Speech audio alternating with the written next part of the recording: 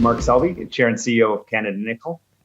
We are advancing the Crawford nickel-sulphide project aggressively towards completion of feasibility study this year, just 3 years after we began drilling this project in 2019.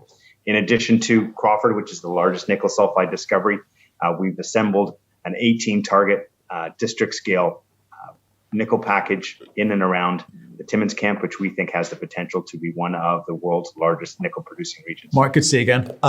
Just want to catch up. Saw the press release come out today, and because I want to talk to you about it. There's been a lot of talk about how slow and how hard it is to get assays out into the market at the moment. But let's start with the results first, and we'll dig into that in a second.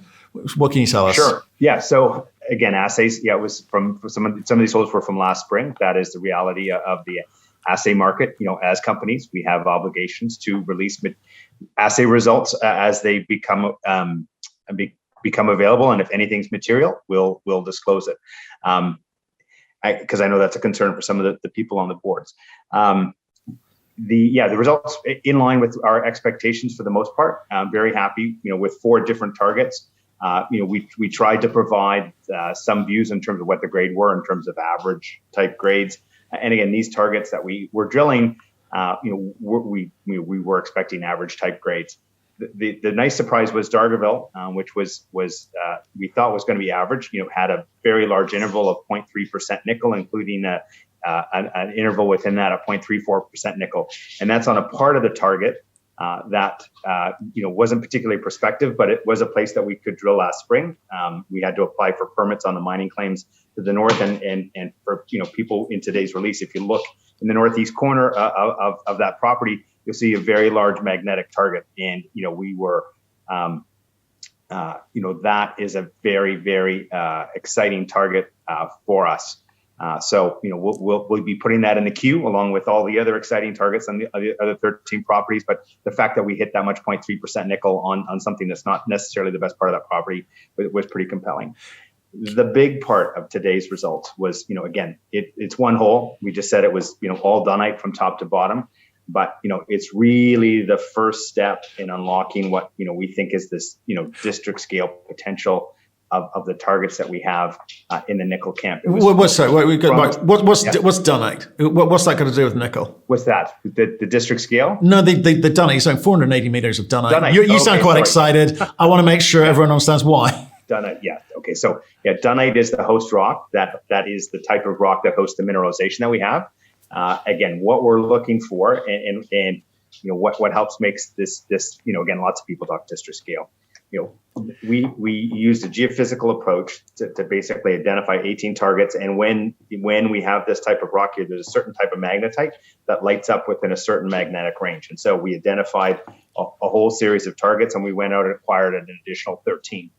This hole today was basically the good, decent mineralization from top to bottom.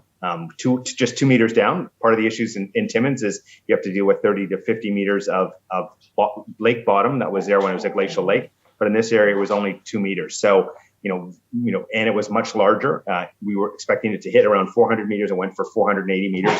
And we're only starting at the midpoint of the deposit. So hopefully, we'll have it won't be quite as large, but it'll still be a fairly large intersection heading in the other direction.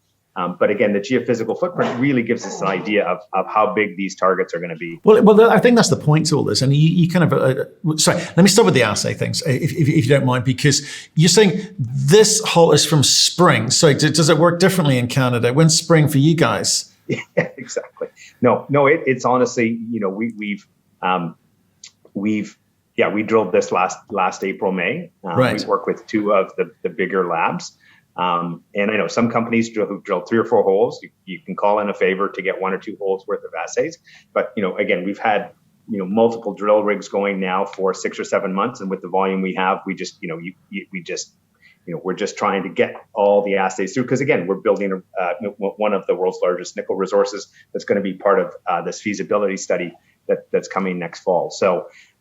And one of these labs is actually moving some of their assays offshore just to help us get caught up. So, when the assays come in Dargavel, the last of the Dargavel assays came in last week, we'll release them, when it's material information to the market. Right. So you can't control, obviously, their business, but that seems extraordinarily long time. 7 months to get assays back. Is that because you're choosing to release it when you've done all of the drilling rather than in increments along the way? And if so, why have you chosen that route? Yeah, again, you're trying to provide information to the market that's meaningful, and if we've got just one of 3 holes on a thing, it doesn't really help it. If it's the same number that we kind of were hinting at in the press release, then that's really not material. So that's why we basically have done it this way. And again, I know it's frustrating for investors when you hear somebody says, oh, it's going to be it's going to be 8 to 12 weeks. That's what we get told. I can't go into the lab and look into the lab and say, okay, can you really tell me what the number is?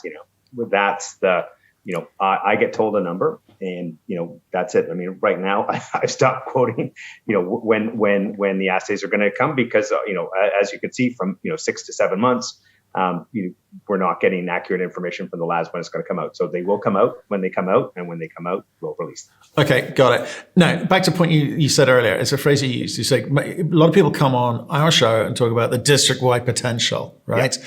And they're trying to sound like, oh, we're going to be huge, we're going to be big. But the bit they forget is that's a massive liability too. You've got to actually then do something with that district-wide potential to release that district-wide potential, right? So you've gone about piecing together properties and drilling and doing a lot of drilling this year to show scale. You always talked to me about the scale of the opportunity ahead of you. So 2 questions. So 1, why is scale important to you? And 2, how are you going to deliver that this year? Yeah. So number 1, in terms of the first question with scale. If you want an asset, that the majors ultimately want to own, and pay top dollar for, it needs to be at a scale that moves the needle for their business. That's what's so exciting about these larger low-grade nickel assets is, they really do have the scale. They're the only set of nickel-sulphide assets outside of Indonesia that really have the scale that can matter to the majors. From a finance perspective, again, if you want to go up the food chain in terms of, larger and larger investors, again, larger investors need a company that has a market cap of a certain amount to be able to come in and invest, in that story. And so again, to have that kind of market cap, you need a deposit of a certain scale to make it work. And so what is that scale? Give me an idea of what you mean by scale, because it's different things to different people. Sure. You need to have, again, in nickel, given this what's going on, you need to have the potential to have multi-$100 million EBITDA and multi-$100 million cash flow. So you're looking EBITDA in the range of $300 to $500 million per year. You're looking at free cash flows in the range of $200 to $400 million a year. And again, that's just getting into the edge of what matters for these big mining companies who've got giant iron ore mines, giant coal mines, giant met coal mines. And again, they're in those businesses. They know those businesses are going to be declining in the long run as we go to a zero carbon environment. So again, what makes it even more compelling for these large low-grade sulfides, ultramafic sulfides like we have, is guess what? You can produce all of this EBITDA, but with a tiny, tiny fraction of the carbon footprint. And if the work we're doing on our tailings and waste rock come through the way we think, we'll actually be able to generate all of that cash flow with zero carbon, and maybe actually help that EBITDA by actually having some carbon credits for sale. Right. So, but what makes you think that you can deliver that? With Crawford, it's just one part of the story, but you've got to join it all up. You've got to finance it all. So what are you doing in 2022 that's going to allow you to maybe put something like that in place? Yeah. So the other key part is to deliver it. Again, you see a lot of exploration companies that show this, we've got this 10-kilometer target, but they blow their brains out spending $10 million trying to find something on one little tiny piece of it. And after 2 years of drilling, they can't even come up with a resource. The other thing that's really structurally helpful with these deposits is their large disseminated ore bodies. That means, with relatively wide space drilling, you can confidently, with the same confidence that you can drilling a much more complicated deposit, put together a resource very capital effectively. And so, what we're going to do this year, we're not raising $100 million to go drill these properties. We're still undervalued, substantially undervalued for what we have for Crawford. what we will do, and why we have a 6th drill rig, we've got 1 drill rig right now, is we're going to start to work our way through these targets. And Deloro, which was the first of these results, it's not our best target. It's one of 2 targets where we it's on patented land. We don't have to apply for mining permits, and 2, it exists within our existing First Nations agreement framework. So we're working on getting those exploration agreements in place with the new First Nations that we're going to be working with going forward. And so we're going to be doing wide space drilling just to define the scale of the resource, because then again, the nice thing with these types of deposits is the magnetic footprint. To date, with all the drilling that we've done, we've got a certain magnetic threshold that when it's in that range, we hit decent mineralization. So Deloro is in that range. And again, just to give you an idea of the scale of what Deloro could be, it's a 1.4 kilometer target. It's 450 meters wide, goes down to depth of 300 meters. If you multiply those 3 numbers together, multiply it by the density of 2.6, that's 500 million tons. And it'll be plus or minus 0.25% on average. There's some, again, from the historic drilling, we know there's some higher grades around the edges, but that's over 1 million tons of contained nickel. That's over 500,000 tons of contained nickel. Just Deloro, if that all pans out, Deloro alone would be one of the largest nickel-sulphide discoveries of the last 20 years. And we have 18 targets, and the new 13 that we acquired, of that 18, Deloro is probably in somewhere between 7th to 10th place in terms of the targets that we've got. Right. So tell me this, you're talking about an accelerated time frame. You're going to deliver feasibility within 3 years of starting this thing up. Are you cutting corners? No. We're working with Ausenco, who's one of the top engineering firms. Again, there's lots of feasibility studies that are, they're not even worth using as bathroom paper. They're that poor. Ausenco is a top engineering firm. We're with SRK, Golder. We're working with people who not only do studies, but actually build projects, because we want to, push this project, as far as we can. And if we can get it into production, we've added some, part of the release today was adding new team members to build some additional engineering bench strength to start building out the environmental bench strength, because, a big push starting with the filing of the permits in this quarter is going to be permitting over the next 2 to 3 years. And that's going to become the critical path once the feasibility study's done. So again, everywhere in this process, we've been staffing up. As we're partway through, we're confident that we're going to deliver on the step that we're working on now. And we're starting to set the stage for the, to be able to aggressively advance to the extent that we can the next stage that's coming down the pipe for us. So you need to deliver and package up a project for big industry partners or big industry takeout company, right? This company's going to come in and buy you. So to do that, you need to know what they want. You inferred earlier that you know what they want, and I get the Inca and Falcon Ridge background of you and some of your team here, but is that up to date? Do you know what people are looking for today? Are you having conversations? Because you mentioned something about a strategic partner potentially coming in at the end of last year. I mean, where's that conversation or other conversations? Yeah. Oh no, those conversations are going on. Again, through Dave's RNC, we had a number of technical due diligences get done. So it's either a big company, who has their own internal technical team, or it's a big financial investor who goes and hires consultants, and the thing I was, one of the things I was most proud of at RNC, we probably went through a detailed DD a dozen times.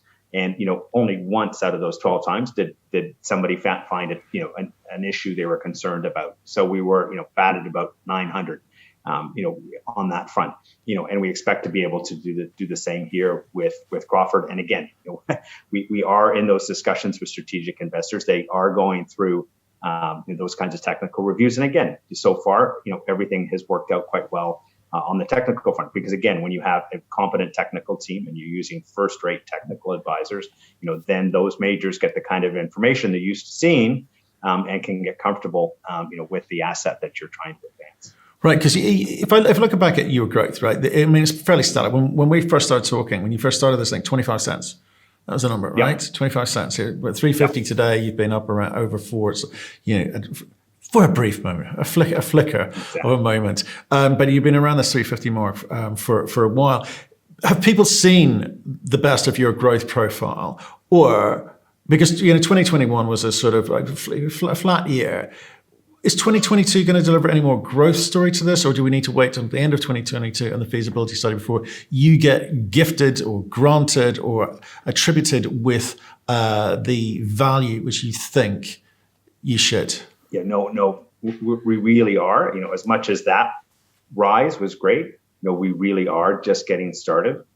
There's going to be two ways we really add value, and again, sometimes it takes a while for the market to get caught up.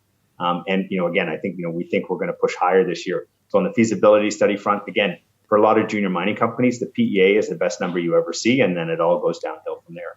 Because we're aggressively advancing this, we did that with a resource that was hole 65. We're closing in on hole 200 for Crawford. We talked about having a 50 to 100% more resource in the feasibility study than we had in the PEA. That's going to add value. We talked about 4 to 5 percentage points improvement in recovery. And we've shown the results to date that are 6 to 16% better. We'll see where we end up once we throw it all in the model. But again, there's a substantial amount of value improvement, and we're going to provide more information on that as we go through. That's going to help de-risk the story and demonstrate, what we think is going to be a significant increase in value from the feasibility study to the PEA. The other big stream of news is, again, on this district scale. I cannot emphasize enough, what this could look like. There are half a dozen regions in the world that produce most of the world's nickel and have most of the world's nickel resource. To make nickel deposits, you need to rip down into the earth, to get material from the mantle to come up. Sometimes you just get one-off deposits. That does happen. But sometimes you also get, a whole cluster of deposits, whether it's in Western Australia or in Northern Siberia or in the eastern part of Sulawesi. Those are the districts where a huge amount of nickel comes from. Again, we've got 18 separate, targets right now that we're pretty confident, based on the work we've done to date, are going to have some sort of resource, some very, very large resources, some even larger, than what we already have at Crawford. And, in 5 to 10 years, this district, is going to be sitting up, with those 6 other large regions. And again, just to underscore it, and you don't always want to talk about someone else's property, in your presentation, but I'm doing this again to underscore it. We identified a whole series of targets. There were a couple we didn't get. One of those was Aston Minerals deposits, which is 40 kilometers to the south of Timmins, so 80 kilometers away from where we are at Crawford. And it's only 10 kilometers from our new Softman project that we picked up. And look at the last 3 releases they put out. They're on track for what looks like another Crawford. It was in the middle of the pack that we have targets. They've got 1. We have 18. The other part I want to make too is when these nickel districts occur. It's not because it was some giant discovery on year 1 and then it all happened after that. The history of nickel is some people find some stuff that's got a lot of nickel in it and don't quite know how to figure out how to unlock the value there. So Sudbury was discovered in the late 1880s. It wasn't until people could figure out how to separate nickel from copper efficiently that Inco took off and became a Dow Jones 30 company in the early 1900s. Tsingshan is built to become the world's largest nickel producer and the world's largest stainless steel producer, from a bunch of resource that was discovered 50 years ago.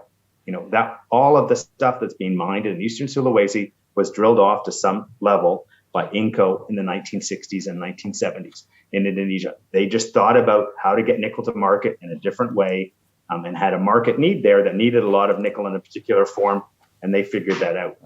We're doing that with low-grade ultramafics. The market needs lots of low-carbon nickel that's not in Indonesia, that needs to be close to where people are making cars in the U.S. and Europe, and we think Timmins is perfectly positioned to be able to be that large supplier of nickel to those industries. So how far do you take this? Because I look at the BHP Wailu Noront deal. Yep. I think that was a little bit out of left field for a few reasons, as we've discussed on our battery show at Crux Investor. You've seen a deal recently kind of fall apart with Sibanye. They were targeting a project which they've had to step away from. So I get that the big companies are looking for big deals, but at what point do they step in?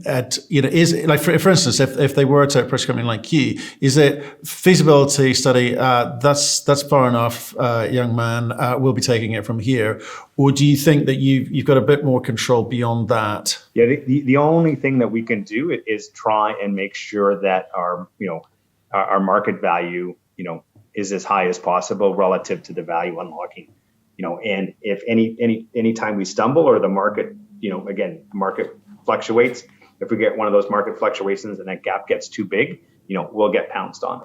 The one point I would make is, again, big mining companies are not nimble. Noront was discovered in 2008. It's 14 years later, it became the hot item. 2 years ago, it was trading at 12 cents, and today it got taken out at $1.10. Either of those companies could have bought it 2 years ago or 3 years ago or 4 years ago at a fraction of the price they just paid. The big mining companies are slow. There's lots of people in the organization who all have to get comfortable. And so something that's slightly new takes a little bit of time to get there. But once they get there, then you have a whole herd of people charging in the room, to pick up that asset. Kabanga with, BHP's investment in Kabanga in Tanzania, that's been around since the 1980s, 1990s. Now, we're not going to have to wait 3 decades because, we're not in Tanzania, and, the nickel market is going to be desperate for large amounts of nickel by the middle part of this decade. And so, feasibility study is really a trigger. I think, I'm going to be, worried about the little red laser light showing up in my office, as the snipers come to take us out. Sometime, either side of that feasibility study, starting the middle part of this year, through the next 12 months, we're going to have to push really, really, really hard and make sure people are very clear about the districts, the potential we've got. I mean, to me, that I would be sad that we didn't have the chance to really demonstrate just how big, we think this project's ultimately going to be. And right, okay, I was going to. You've covered a bit of market stuff there. I was going to ask you about the market conditions at the moment, because obviously nickel went on a bit of a tear last year, price wise. The equities not so much. How do you see that playing out this year? Will that nickel price sustain this year? Yeah. So we've each year sort of talk about the nickel market. In the last couple of years, I've done okay. This year, to be honest, I was surprised by this move up to, we touched $11 in the last $11 a pound or $24,000 a ton. Was pleasantly surprised by that. Fundamentally, this year, I think we'll see similar to last year. The first half was a little choppy. Prices came off in the first half.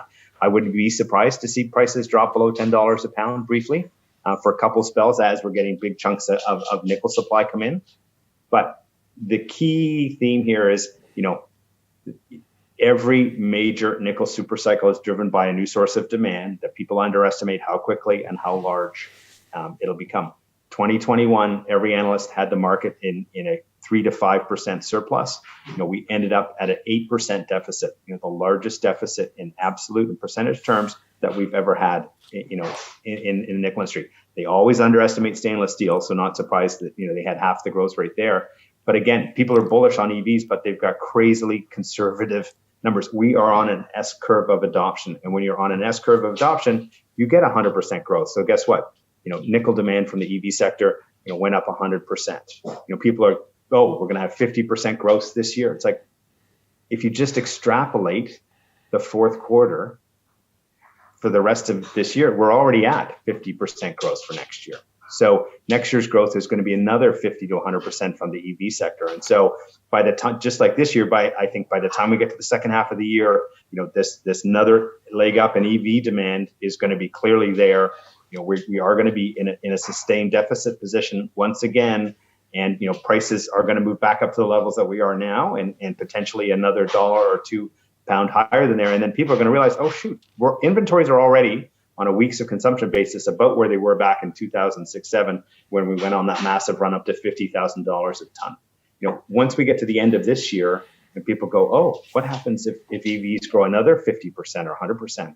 In 2023, where's all that nickel going to come from? So that market reality, again, I'd love to think that people have the numbers and are sensible about it, but they're not. They do this every time we want to get into one of these situations.